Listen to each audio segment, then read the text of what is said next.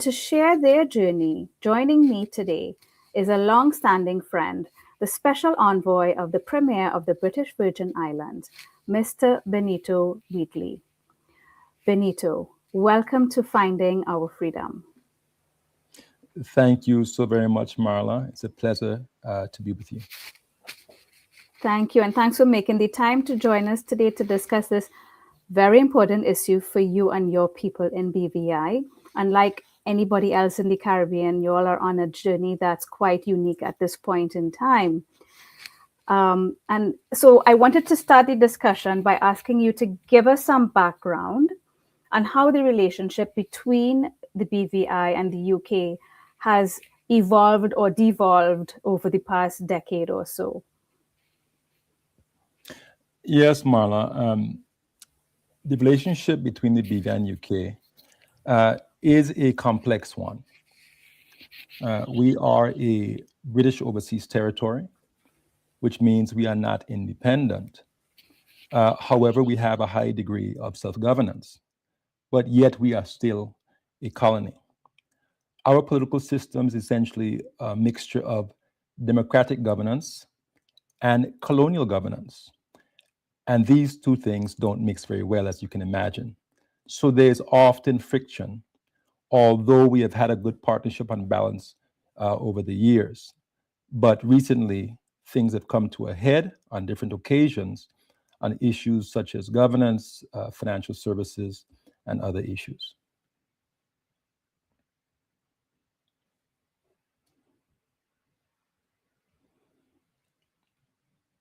Marla, I'm sorry. Unfortunately, I'm not hearing you. We've lost you, I think. Oh, okay, no, sorry. I muted myself. Silly me. Thank you for letting me know.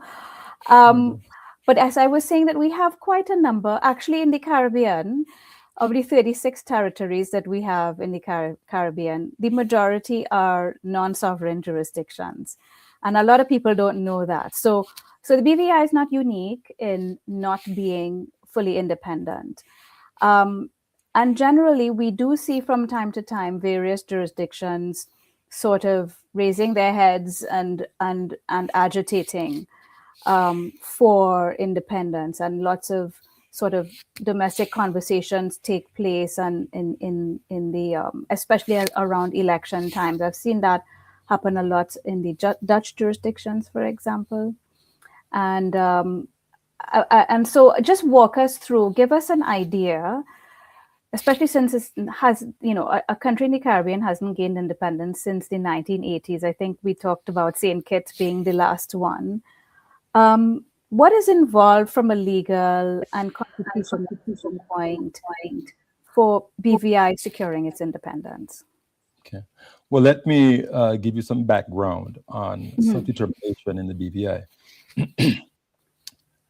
This year marks just about 75 years since the BVI took its first modern steps in self-governance. Oh, We had terrible conditions in the BVI in the 1940s.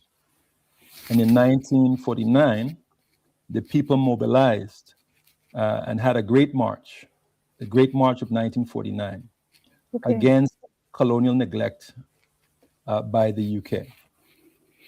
And out of that, we were given a new constitution in 1950, where the Legislative Council was restored.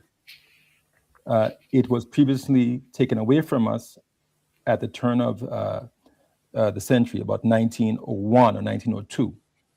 Okay. And because of that, the BVI became the poorest part of the Leeward Islands colony. Of all of those presidencies in that Wow. colony, the BVI was the poorest. So, So social conditions were really poor. yes, there were no hospitals there. We had a small cottage clinic that could not do very much for our people. And the BVI Okay. has 60 islands and keys, and people on Mm. about 5 islands. And so there was not health care that people could get. There was no real economy. Many persons had to go to the US Virgin Islands or the Dominican Republic or other places to find work. Mhm. Under British governance, colonial governance, everything had stagnated. So our people Hmm. protested for the right to govern ourselves. And that journey began 1949 and then formally in 1950 with the legislature. Okay. We then laid the basic foundation for our society. We began cutting roads, uh, upgrading schools. Most of the schools were just in churches or in small shacks. That's how bad the situation was. But once Wow. our people had their representatives, which came with elections, 1950, 1954, and so on, they then began to put things in place. And in 1967, we then were given a new constitution that introduced the ministerial system. So for the Okay. first time, we had executive authority. Prior to that, legislature was comprised of local legislators, but the governor, the British governor posted on the islands, was the executive authority. In other words, he was the minister for everything. Our new Hmm. constitution in 1967 then gave us ministerial authority. So we had our first chief minister, the late Honorable Lavity Stout, and we had a number of other ministers. And one of the first things that that administration did in 1967 was to introduce universal education for everyone. Because under the British, it was a system of just at most 25 students allowed to go to high school. That was Oh it. my. So he made the decision with his government to build a full secondary school where all the students on Tortola that wanted to go to secondary school could attend. Because prior to Hmm. that, after you finished seventh standard, most students had to just work elsewhere or find something to do. So that Oh. changed. So our people began the journey of improving their education at the high school level, uh, essentially in 1967. Now, economic development began to take off in the late 1960s as a result of the work by the government. But we entered a deep recession in 1971 because we had a very bad situation where a developer from the UK wanted to own a lot of the properties in Road Town, which would have excluded our own people. So Okay. we ended that, which stopped the works that were happening. So economic development slowed, and we went into very deep recession. But between 1971 and 1978, the government was able to pull itself out of that recession because they were very Hmm. prudent in their financial management. Okay. And we went from a recession to a surplus of $1 million dollars for the first time in 1978. That was under the late Chief Minister, Dr. Willard Wheatley. And as a result of that good financial stewardship, the executive authority for public finance was given to uh, Chief Minister Wheatley and has Hmm. remained BVI governor ever since. And so the finance portfolio is now with the local government, has remained that way. Grant and aid in the BVI began in 1956, and it Grant ended. and sorry, can I interrupt you there? Grant and aid. Grant and aid, UK grant and aid, Okay. international aid. Aid. So Mm-hmm. aid from the government began in 1956. And in 1978, with the surplus, it ended. And Okay. the BVI has never received any monies from the UK or anyone else for our budget. We are completely self sufficient now for over 40 something years. We receive no Okay. money from the UK for our budget. We fund ourselves entirely. And this financial independence, this economic independence, is a reflection of our continued drive to be self governing.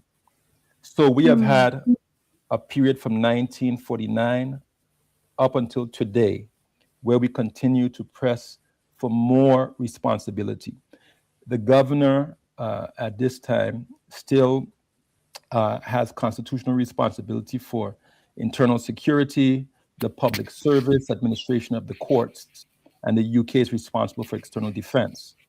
But the next stage in our journey must be to assume responsibility for these other areas. And we continue to work toward that. Okay, so just to be clear, when you're hit with a natural disaster, um, we've had hurricanes and storms and so on that come your way almost every year. Are you saying to me that there is no assistance from the UK even in times of natural disaster catastrophes? We were struck by Hurricane Irma and Hurricane Maria in 2017. Yes. And the UK did provide humanitarian assistance. Okay. But in the reconstruction phase, the UK did not provide financial support directly to the government for reconstruction. What Okay. the UK offered was a loan guarantee on which to borrow over $400 million for reconstruction. Okay. However, they tied political conditions to it, which made it very problematic. In other words, they tied getting this loan guarantee to rolling back some of our autonomy. And that was very problematic, and we were unable to renegotiate, and eventually it was off the table. So we have taken the past 8 years using loans that we could get from CDB, about 100 million. And recently we borrowed again another 100 million. We've taken the time to rebuild the country, but it's taking longer than expected because we don't have the resources necessary to build everything up at the same time. So we, in the event of a natural disaster, it is a political decision as to whether the UK will help us to rebuild or not. Their claim was that because of the OECD DAC rules, they could not use their funds directly to assist us. Apparently, there's been some adjustments to the DAC rules that if you are devastated and your GDP per capita drops to a certain level, then you can get assistance. But the reality is that if the UK really wants to, it can take monies from other budget lines besides its international development budget that can be used to assist us. And we know that because they did it for Anguilla. Anguilla was given a grant of nearly 60 million US dollars for their reconstruction. And if you go to Anguilla, you'll see that they have a new port, new airport, new this, that, and everything else. And they have benefited from the UK grant for reconstruction. We were not provided such a grant by the UK. Because is it also because Anguilla is not pressing for autonomy?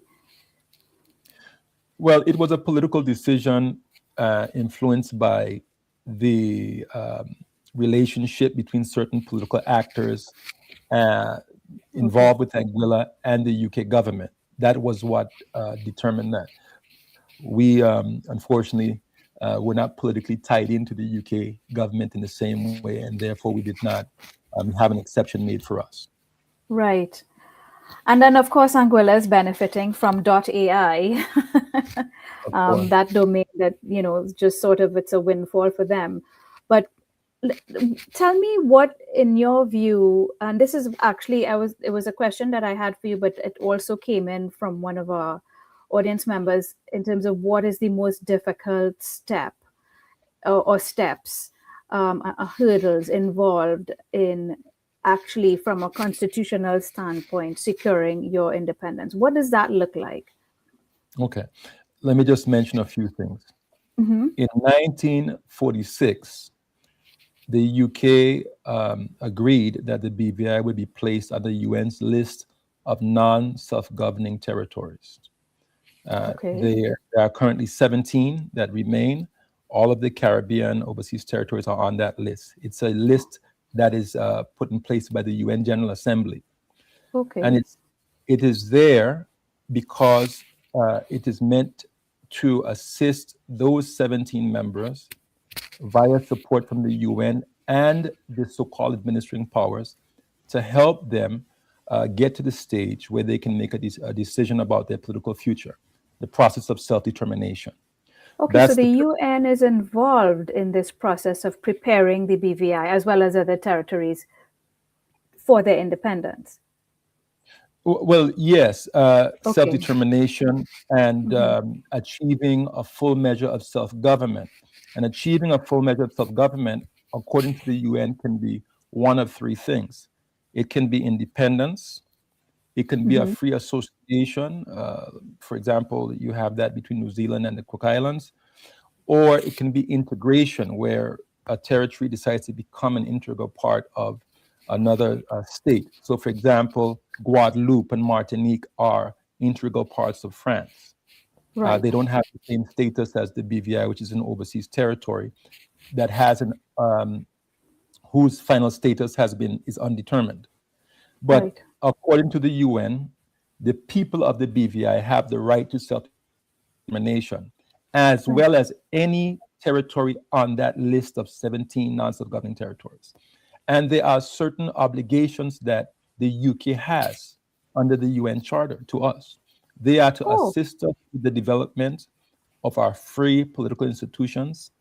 They are not to take control of our economic or natural resources. They are not to interfere with our culture that defines us as a people, but they are supposed to partner with us to assist us in establishing self-governance and getting to the point where we can make a decision on our future. So, one of the things that the UN does via the UN Special Committee on Decolonization, which is the UN body that oversees this, is that they can have visiting missions dispatched to any of the 17 to assess the progress of decolonization on the ground. Now, in the BVI's case, we had one such visit in 1976. And okay. at that time, we were, of course, very underdeveloped, but still growing. And Right. we determined that we would continue to work on our economic development and developing our political institutions. And we will consider in due course what our next steps would be in terms of self-determination. In 2024, we had the second visiting mission in our history dispatched by the UN Special Committee on Decolonization. Okay. And out of that visiting mission, there was a report on the BVI. The report talked about the progress of decolonization and made a number of recommendations. Okay. The recommendations were as follows. One, the BVI should have an education program on self-determination to ensure that people are fully aware of what is involved. Two, a timetable for independence, because based on their findings, the UN's view is that the BVI is ready for independence. Ooh. Three, the BVI should negotiate for full internal self-government from the UK, that we should not be overseen in part by a governor, but that our own leaders should have full responsibility for running our society, the affairs of state. And then finally, an arbitrator to be appointed between by the UN to engage both the BVI and the UK on the next steps, which would involve a referendum, if required, for the people to decide their future. Those are the recommendations. Now, we welcome the report. We were very happy that the UN's findings reflected what many of us thought was the case, which it is, which is that we have developed to the point where we don't need anyone, you know, sitting over us indefinitely. We Right. pay for ourselves. We fund ourselves. The UK does not do that much for us in terms of our internal management, our internal affairs. Yes, they assist with internal security, but that is not something that's beyond the BVI government to manage. In fact, we fund all of the areas that the governor is responsible for in the Mm-hmm. BVI. BVI government funds it. The police are funded by the BVI. The public Right. service is funded by the BVI government, and the courts. So we do all these things ourselves already. It's just that we pay for it and someone's in charge of it, somebody else, right? So Right. what the UN found is that you could do this yourself. You really can. Because in the case of other Caribbean countries, and you talked about St. Kitts and Nevis in 1983 as the last, we are in a Mm-hmm. much better position than any of those uh, previous colonies that became independent in the Caribbean. We are stronger economically and politically than any of them were. So, if you think about the next 10 years ahead for BVI, where you have this second visit by the UN just under 2 years ago, and they listed some recommendations around educating people around what self-determination is all about, possibly having a referendum, etc., etc. Can you give us an idea? Like, let's take a 5 year horizon or a 10 year horizon, whichever you want, and tell us what that's going to look like for BVI in terms of the sort of concrete measures being taken towards self determination. Okay. We are overdue for a constitutional review, which is an upgrade of our constitution. They're Right. supposed to happen every 10 years or so in terms of how the UK operates. But we have been delayed because of the hurricane in 2017 and other things. So we're overdue. Okay. So we had this visiting mission, but we also had a constitutional review process that we were undertaking, in which we produced a report, and that report made a number of recommendations, one of which is a decolonization commission Hmm. that goes up that will handle the education program that was recommended. But Right. in addition to that, our parliament formed a committee to look at the next steps for negotiating a new constitution and the question of self-determination. And essentially, they have agreed, which will be published very soon in their report, that we will request a referendum on a change of political status in 2031. We So will the give, referendum will be held in 2031. that is the plan Okay. five as it years. stands now. Mm-hmm. Uh, a report will be published soon that reflects this. But Okay. the people of the BVI will have the opportunity, they will have their say on what they want their political future to look like. And central to that is self determination. Mm-hmm. We must be fully decolonized. That is the goal. And full decolonization, which is the mandate of the C24 at the UN, which is the UN Special Committee on Decolonization, that is the mandate. And it's the mandate because the international community determined in 1960 that all forms of colonization should be eradicated in Hmm. every, it must come to an end. And so right now we're in the, I think the fourth decade um, of the that the UN has adopted for the eradication of colonialism. So it is a mandate, and so the Right. people of CBI will get their say on whether or not they wish to be independent, whether they wish to have a free association with the UK or another state, or if they want to integrate with the UK or another state. But the current situation, the status quo, Mm-hmm. is a colonial situation. So we cannot remain as we are because that's not decolonization. That's remaining a colony. Right. Right. And regardless of how advanced in self-governance we are, the fact remains that there's a governor that sits in Road Town in the British Virgin Islands, and he has the authority and the power to pull the plug on democracy from us if he wants to, or to intervene if he feels he wants to. So we don't want to Mhm. have a political system where any one person has that power over our people and our society. If we are going to have governance where there are measures such as that, let it be under our own oversight as opposed to Yes. someone else. Okay.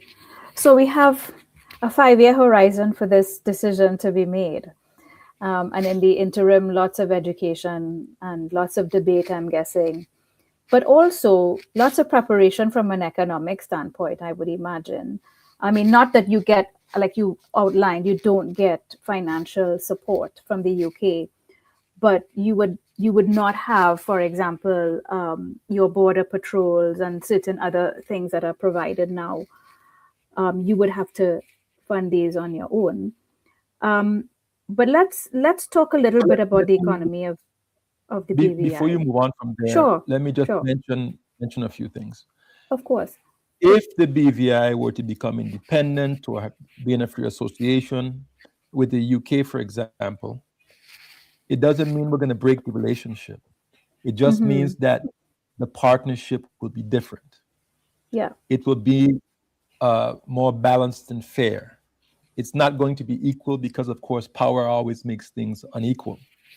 But we would not say we're going to just, sever the relationship altogether. The right, UK can be a good partner. right. We think so. We have problems with the way things function now, but that is because of the unilateral authority that they have over us, which makes the situation difficult when they seek to impose things as opposed to consult or allow us to make the decision. Hmm. So we would be happy to have a relationship with the UK going forward, one where that involves defense, for example. We do have hurricanes. Yes, We see that Dominica got assistance from the UK when they were hit by Hurricane Maria because they have a partnership via the Commonwealth. We yes. would want to be a part of the Commonwealth and continue to engage on economic and other matters, in climate change, all of these things. So I just want to be clear that we in the Virgin Islands, our people, the point is not to just throw away the UK because we just don't like them because they were colonizers. Hmm. The issue is that we are people in our own right. We have our own unique Yeah, identity, yeah. and we have a right to govern ourselves. And that If is you the want main. to. Yeah. Yes. Hmm. And we've been doing that for some time, and we pay for ourselves. And it's a very difficult thing that when you pay all your own bills and you take care of yourself, that someone else tells you what to do, even with the money that you're earning. It's very Yeah, I hard. remember having, I mean, not that I'm trying to trivialize your situation. This reminds me of a time when I bought my first car and then my dad tried to tell me where I could go with it. You know, I'm like, I'm Yeah. 25 and I have my own car. So yeah, no, I get it. And especially if there is minimal, I mean, sort of value add.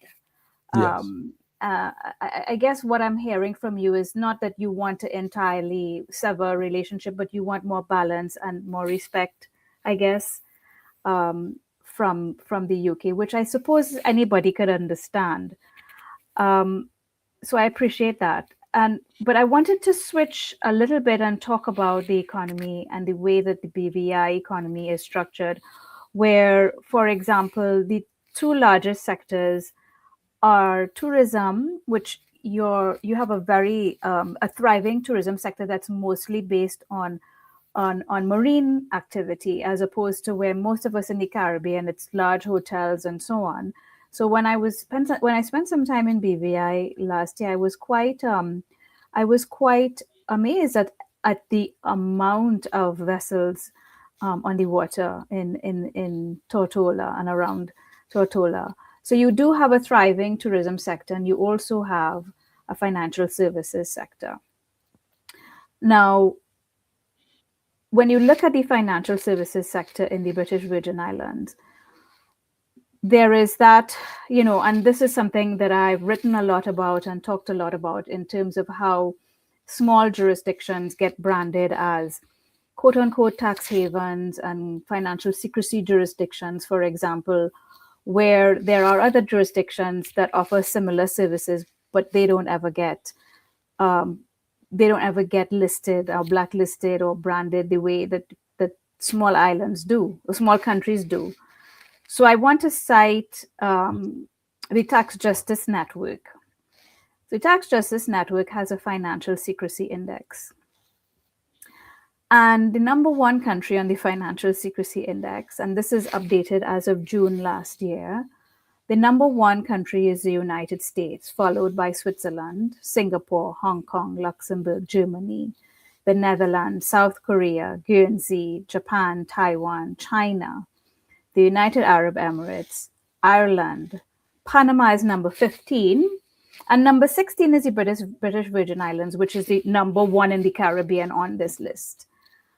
And then there is another list called the Corporate Tax Haven Index, the world's largest enablers of corporate tax abuse.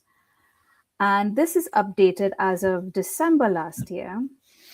And guess who's number one on the list? The British Virgin Islands. And then after you have the Cayman Islands and Switzerland, Bermuda, Singapore, Hong Kong, Netherlands, Jersey, Ireland, and Luxembourg, just to call out the top 10. So BVI and Cayman are on the top of the corporate tax abuse list. So let's talk about that. Let's talk about what are the implications from an economic standpoint for the BVI, should you choose to, in 5 years, choose self-determination? What are the likely implications? But also talk to me about this reputation and this listing of BVI as a corporate tax abuse enabler. How do you respond to that? Well, firstly, Tax Justice Network, I understand the work that they do. And I don't want to diminish it in any way. But quite frankly, they are not the international or global standard setters in this area. It is at this point, the OECD. And the OECD has a rating system that they use, which is supposed to consider all of the jurisdictions of the world. And the BVI has had largely compliant ratings for quite some time. And this is with the tax structure that the OECD has prescribed. You have, we don't want to get technical, but you have Pillar 1, Pillar 2, etc., right? Right. They have a base erosion and shifting initiative to try to reform the national tax system, and they have options to do that. But I'm just saying that Tax Justice Network, yes, they're an NGO and they have their place and role, but as a government, we look at the standards set and the ratings issued by the OECD. And as far as we are concerned, based on that, we have done reasonably well. And you said that your rating is largely compliant according to the OECD. Yeah. Okay. For quite some time, it's been like that. I mean, we've had maybe some gaps in between, but largely so. Okay. And where I think we've only had some challenges in recent years after the hurricanes devastated the islands, where it was a bit difficult to get back on our feet. But since then we have, and I think the international standard setting bodies, the OECD, the FATF, and the EU all recognize that we had to work our way back to a functioning society after the hurricanes and needed a bit more time to catch up on our obligations. But we're there.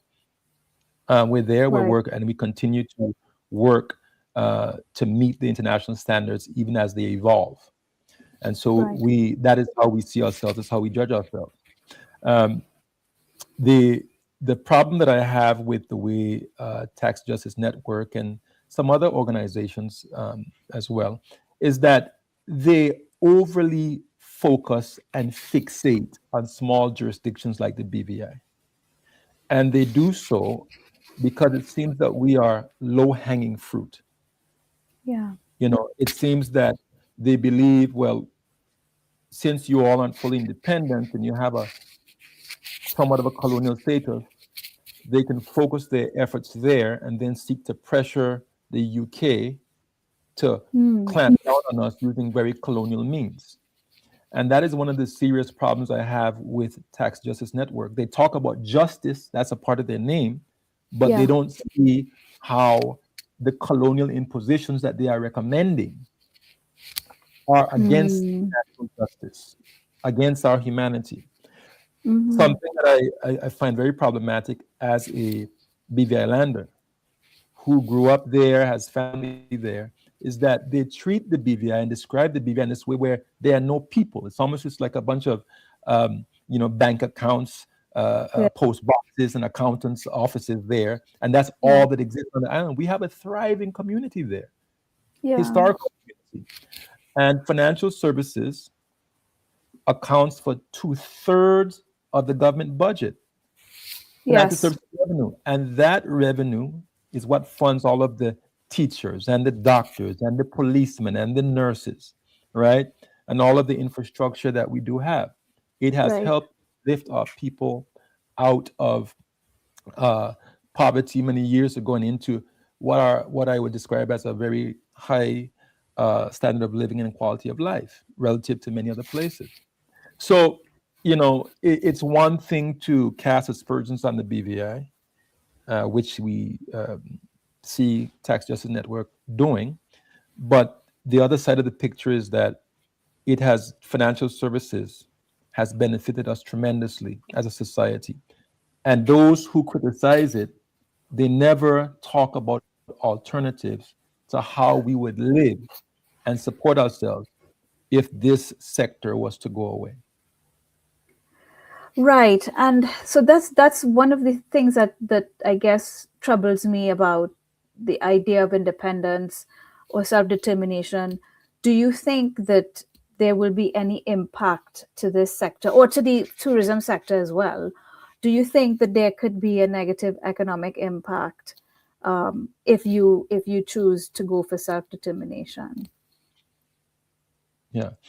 Right now, company and corporations, at least for 2025, were up 12% over 2024. Okay. And that is because of the certainty that the BVI provides to, to the international business community. It is because we have a strong foundation in English common law. We have very good courts that have appeal right up to the Privy Council, and the corporate vehicles that we have can facilitate cross-border investment and partnerships very easily. Okay. So this is why business is up. The biggest Hmm. threat to our business, the biggest source of instability to our sector, is Hmm. when UK parliamentarians, specific ones, who do not agree with our business model, and when they are Hmm. supported by Tax Justice Network and others, the inflammatory comments that they make that seek to scare the international business community away so that they will not do business with us. That's the biggest threat. The ability of the UK government to interfere Yeah. is the biggest threat. So when you talk about self-determination or independence, Mm. in the current situation is the biggest threat to our financial services industry right now. So you Because see we are, your risks declining. yes, the, the, Hmm. the, the risk right now to us is high. I mean, I'm not sure if you picked this up in the news, but you have UK MPs Hmm. saying openly in the public that if the BVI does not comply with what they want, they will make life miserable for us, right? They will They've made this threat publicly. Yes, you can go online, you can look at the UK Parliament website. They've said it's the last chance for us to do as they say, or they're going to take parliamentary action, which means an order in council or something draconian. And why do they feel they can do that? Because of the colonial situation. They feel Right. that they can interfere. Now, let me just say one more thing about this, Marla, which Hmm. I think is very important. For sure. Tax Justice Network and others, some of these UK parliamentarians, they treat BVI, Cayman, Bermuda, and the Caribbean territories in one way Mm-hmm. and have a separate standard for the way that they treat the crown dependencies of Jersey, Guernsey, and the Isle of Man. The kind of threats that they lob at the BVI, they did not Mm-hmm. do. They don't have make those same threats to Jersey. They don't make them to Guernsey or Isle of Man. They don't do it, and it's the Do you same know line of. why? We're in the same line of business. No, I have been very direct about this. Is it because we're Caribbean? Is We're it not because we white. are? Is it because we are of African heritage? Yeah. Is that the reason why? Is there an assumption that since the people in Jersey and Guernsey and Isle of Man are of European extract, that they're more trustworthy than we are? Is that it?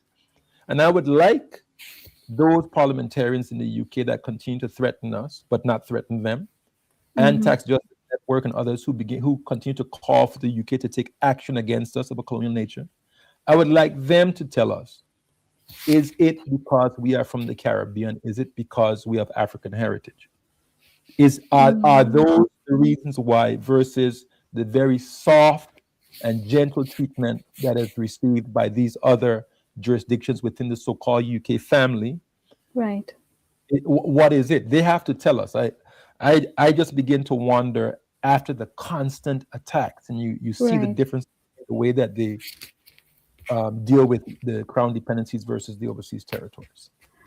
Because there is this push for the beneficial ownership register to be open, and I know that this came up in the Cayman Islands as well, where the overseas territories have a position that, once the UK does their bit, then the overseas territories will do theirs. But then there is also this sort of criticism of and fear that you make this registry of but ultimate beneficial ownership open, and that can put certain people at risk. Where the stance of the Cayman Islands, for example, is that if a legitimate query comes in, we have a standard of responding within 24 hours. If it's a legitimate query, meaning from another country's authorities, or a legal firm and things like that, or regulators and things like tax authorities and so on. But like I shouldn't be able to go to the Cayman Islands and say I want to find out who owns this asset here or that property there, or tell me what does this person have in their portfolio, simply because of the kind of risks to people's safety, security, privacy, etc. What is your take on all of that? Yeah, well, there is a measure of transparency that is, I think, useful, and that begins with law enforcement.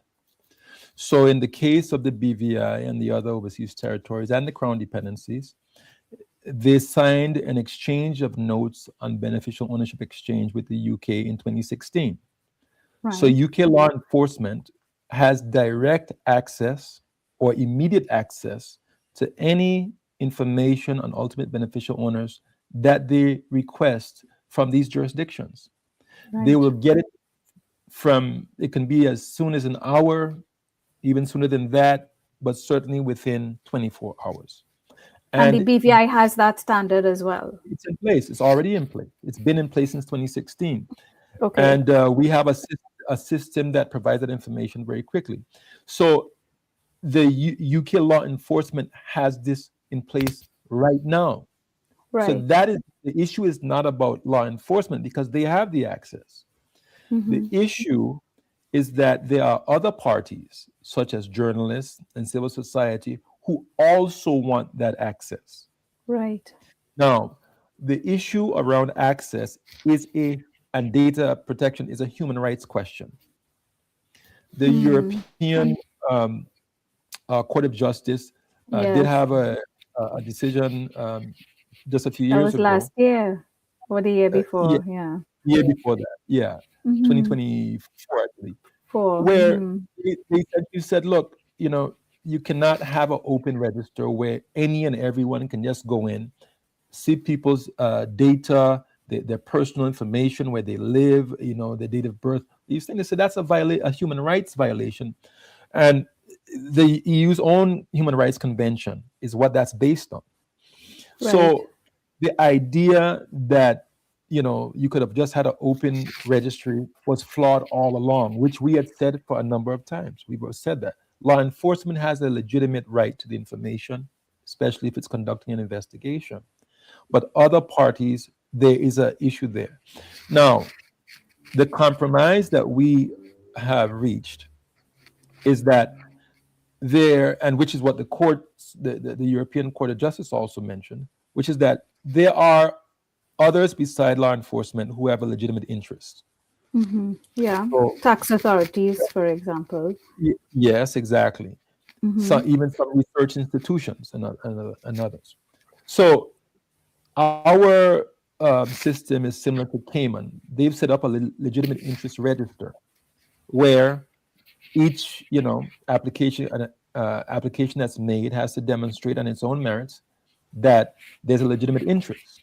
Mm-hmm. If that can be demonstrated, you will get the information you request.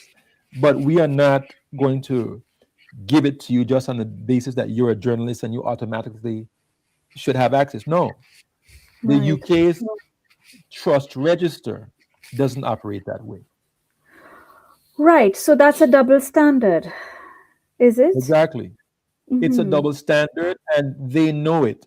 Uh, the trust register they have, you can't just have open access to by anyone. You can't just allow journalists to go in as they please. You have to submit requests individually, right? And it will Mm-hmm. be taken on its own merit. And once that one case is, if it's granted or access, and you want to look at something else, then you have to come back and apply again.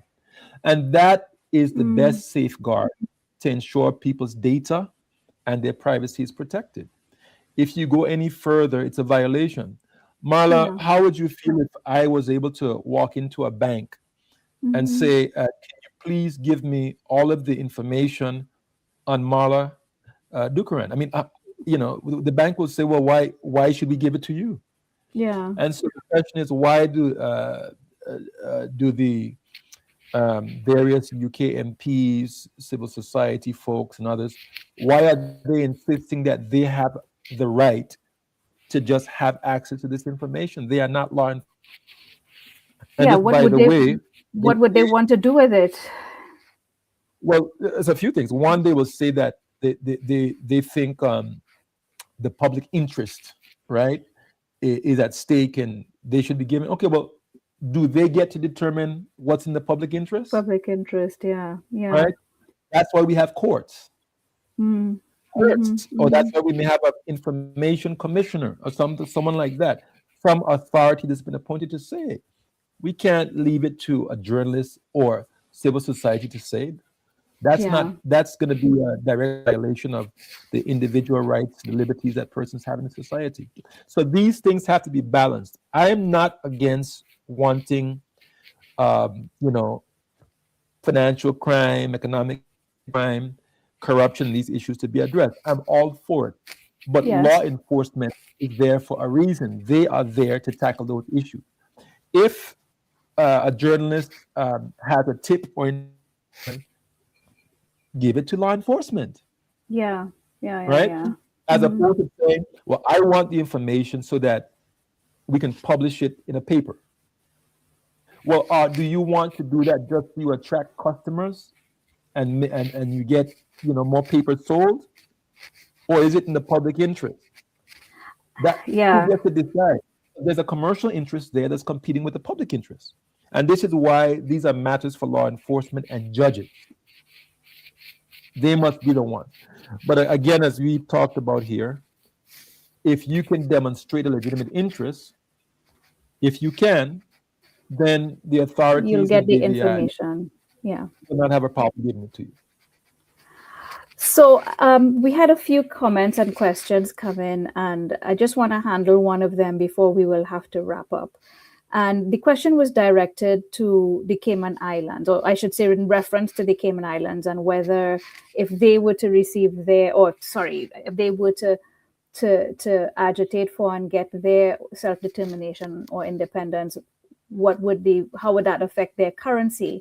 But one interesting note is that the BVI, you all are dollarized, right? You use the US dollar as your official currency, yes?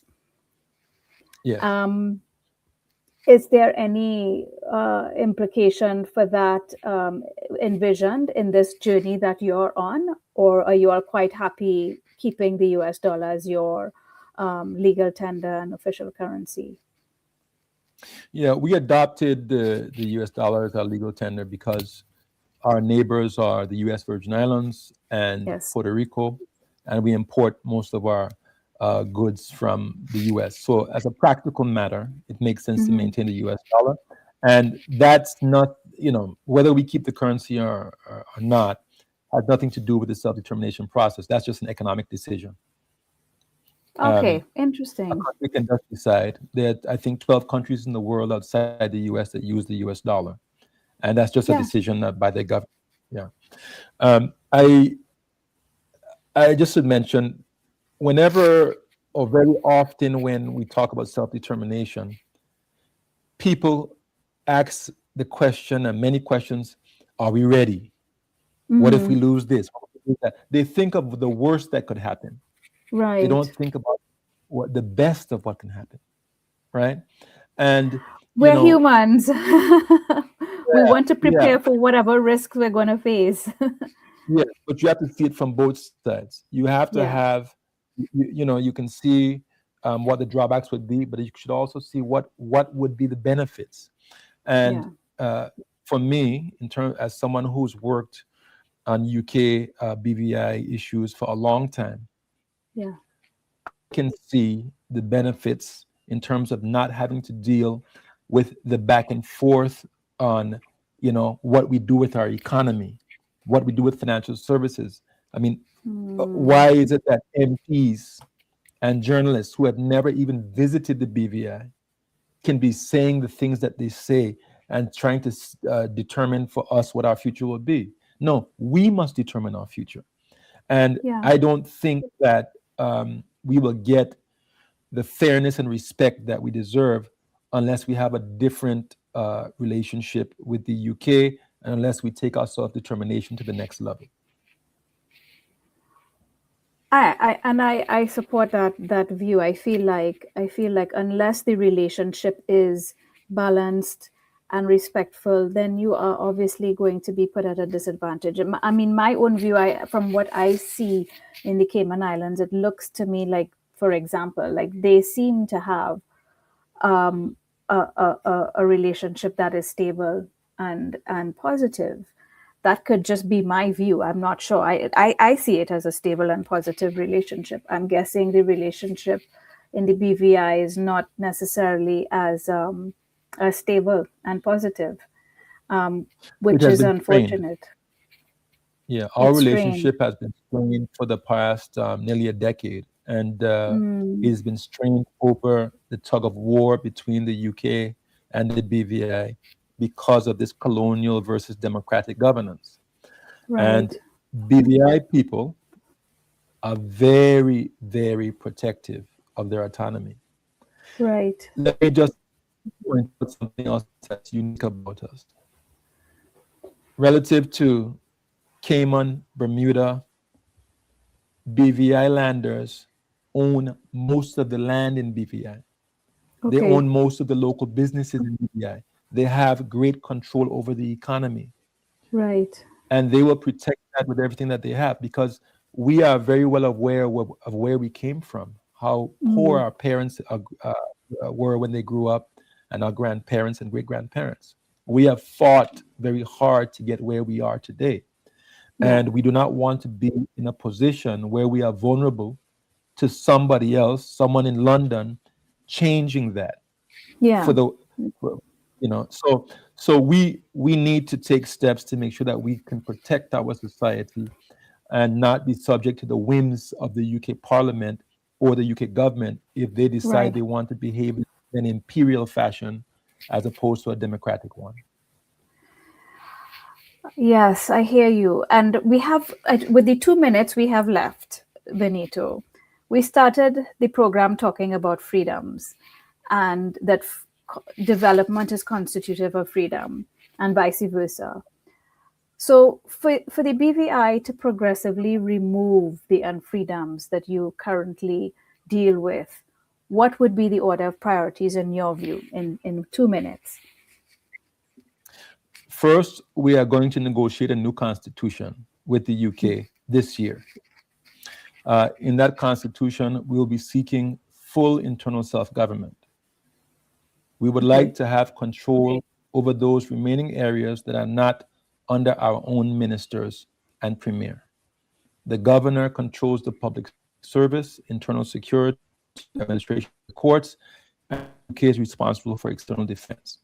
At the very least, we want areas that the governor has under his control. Thereafter, 21, we wish to have a referendum on our future political status. Give the people of the BVI a say. Let them decide what they would like to do. But we cannot stay as we are. We have to be fully decolonized. And then in the interim, we must have a very strong education program on self-determination. We understand all of the dimensions of it, the liabilities, the risks, but also all of the positive benefits that can come from being Yeah. either in a free association or independent.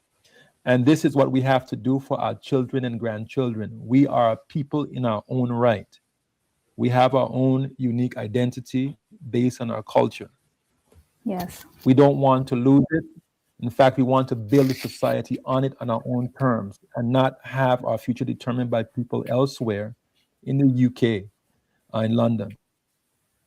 Right to it, and we're going to follow up on that right. Wonderful. I couldn't have said it better myself. Well said, Benito. And I just want to thank you for making the time to come on this show and discuss this important matter for the people of BVI with us, because I think this is not an issue that gets enough attention in the Caribbean. And this is a very important and unique journey that you're on in a Caribbean context. So I really appreciate that you've come to share all of these insights with us. Thank you. And I wish you and the people of the BVI the best of luck on this journey. Godspeed. Thank you very much, Marla. And I want to commend you on all your advocacy on behalf of the Caribbean. You are an amazing advocate and economist, and we greatly value you. I hope to see you in the BVI sometime soon. For sure. Thank you. Have a lovely weekend, Benito. Thank you. Bye-bye. You too.